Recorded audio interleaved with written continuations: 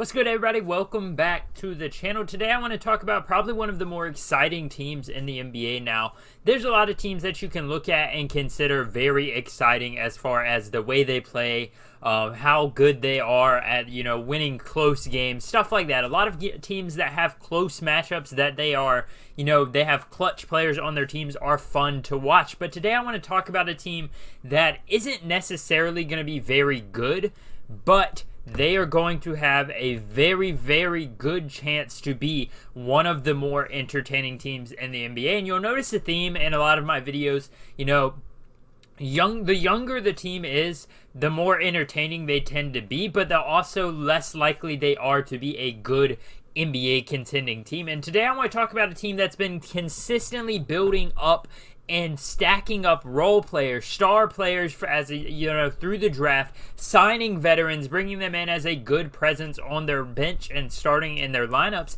And that's the Detroit Pistons. Now, obviously, led by Cade Cunningham, a guy who I am very, very big on, as are a lot of people. That's not a hot take at all. Cade Cunningham is that guy. I know so many Pistons fans expect him to be the savior of Detroit basketball, and honestly, if I'm wrong, or if we're all wrong, then pretty much 95% of NBA fans are probably wrong on that prediction. He looks like he is going to be the real deal at that point guard position and probably going to be a very good player for Detroit for years and years to come if they make the right moves and they sign him and extend his contracts every season. Now, obviously, over the last probably decade or so, the Pistons have never been that great. They had the one playoff year where, unfortunately for them, they faced off against a very, very good Bucks team in the first round, and they got swept.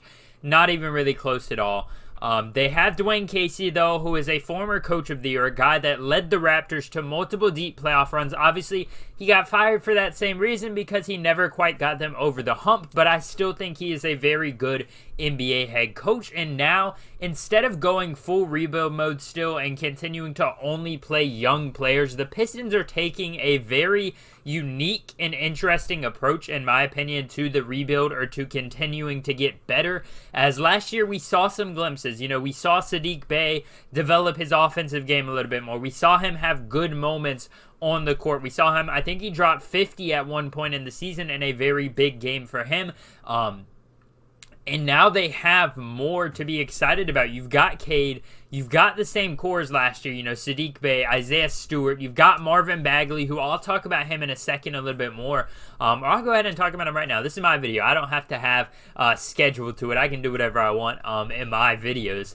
But yeah, Marvin Bagley is a guy that I still believe in to be a good NBA player. Now, do I think he's ever going to live up to where he was drafted at? No chance at all. There's no chance he lives up to being drafted above Luka Doncic and Trae Young. That's just, nobody would live up to that unless you're an all-star or superstar or all-NBA caliber player. That's the only way you live up to that expectation, and I don't think he's ever going to get there. Obviously, he'd have to have an MVP season basically to get above those two guys, but at the same time, I still think he has a lot of potential going to Sacramento, going to where they had a lot of big men at the time. And, he did get a lot of minutes. He started for most of his time there. But Sacramento's just not known for developing their players as well as some other teams are. And I'm excited to see Bagley finally get a chance, and last year, as he did as well, get a chance on a team that is open to playing him, a team that has the space to play him, but they're not strictly a bad rebuilding team. They've got a chance to play for a play-in appearance or one of those last few spots in the playoffs this year, in my opinion, just because of how talented they are. Now, do I think they're going to make a deep playoff run? No, that's not what I'm trying to say. I don't think the Pistons are there yet, and I think a lot of people will probably be on the same page as me. I don't think they're ready for a deep playoff run. Now, could they? I guess it's possible. Any team could. We've seen teams like a few years ago, the Hawks made a deep playoff run before anybody was ready for it.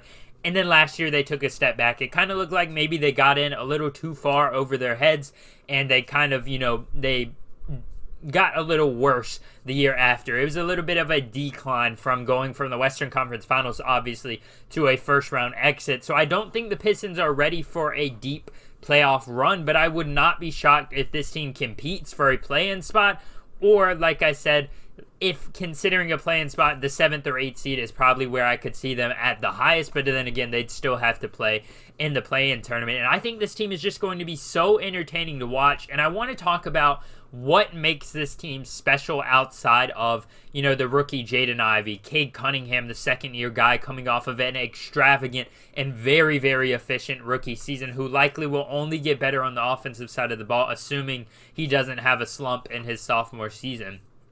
I think this team is probably so interesting because they have the perfect blend of young, promising prospects and good veterans on their roster. Kemba Walker is technically, I believe, still on the Detroit Pistons roster. They've got a lot of good NBA veterans. They just brought in my opinion, one of the best veteran pieces that was on the trade block, and now he is on their roster. They gave up Kelly Olynyk, who would have been a good veteran presence, but they've got centers on their team. Isaiah Stewart is a guy who, in my opinion, is a backup center in the NBA. He's probably not going to ever give you those star minutes that you would like at that center position, but I do think he is serviceable, especially for how small he is compared to the traditional center. But at the end of the day, giving up Kelly Olynyk is more than worth it, in my opinion, if you're getting back a guy as good as Bojan Bogdanovic. A lot of people underestimate how good Bojan Bogdanovic is just because he was on the Jazz team, a team that struggles in the playoffs, a team that doesn't have a lot of media around them, a team that never really had that guy outside of Donovan Mitchell. And Bojan Bogdanovic is somebody that has consistently averaged close to 20 points per game every year he's been a starter or a very big role player in his career, which is something that is consistently overlooked.